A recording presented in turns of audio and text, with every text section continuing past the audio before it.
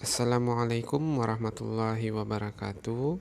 Pada kesempatan kali ini saya akan mereview jurnal internasional yang berkaitan dengan IFRS Implementation. Jurnal yang saya review kali ini berjudul Impact of Mandatory IFRS Implementation on Earning Quality: Evidence from the Warsaw Stock Exchange. Jurnal ini merupakan karya 3 orang, yakni Jan Michalak, Halina Wania Michalak, dan Przemysław Sajor.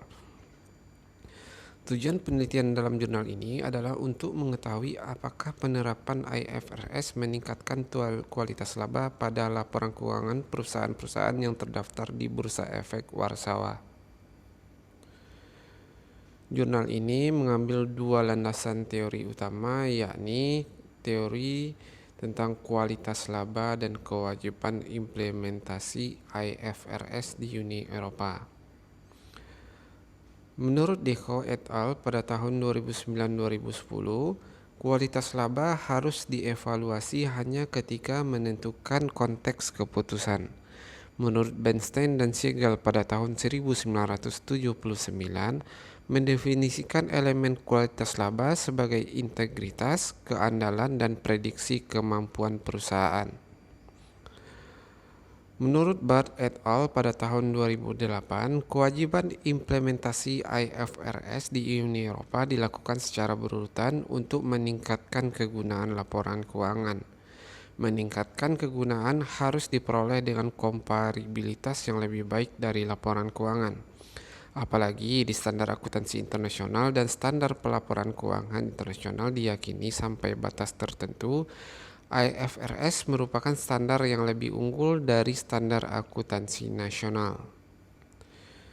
Objek penelitian jurnal ini terdiri dari 3.279 laporan keuangan perusahaan yang diamati dan 312 perusahaan yang menyiapkan laporan keuangan konsolidasi. Semua perusahaan ini tercatat di Bursa Efek Warsawa. Semua perusahaan terdaftar yang mengungkapkan konsolidasi laporan keuangan selain bank, perusahaan asuransi, dan dana investasi, karena perusahaan-perusahaan tersebut memiliki format laporan keuangan yang berbeda dan modelnya sangat berbeda, sehingga perusahaan semacam itu tidak sebanding dengan perusahaan sektor lain. Penelitian jurnal ini bersifat kualitatif dengan menggunakan analisis data statistik yang diskalakan dengan jumlah rata-rata aset. Jangka waktu penelitian ini adalah dari tahun 1999 sampai dengan tahun 2010. Dibagi menjadi 2 subperiode penelitian. Subperiode pertama adalah 6 tahun sebelum implementasi IFRS diwajibkan. Subperiode kedua adalah 6 tahun ketika implementasi IFRS diwajibkan. Penelitian ini menggunakan 2 jenis proksi, yaitu persistensi pendapatan dan besarnya keluar operasi.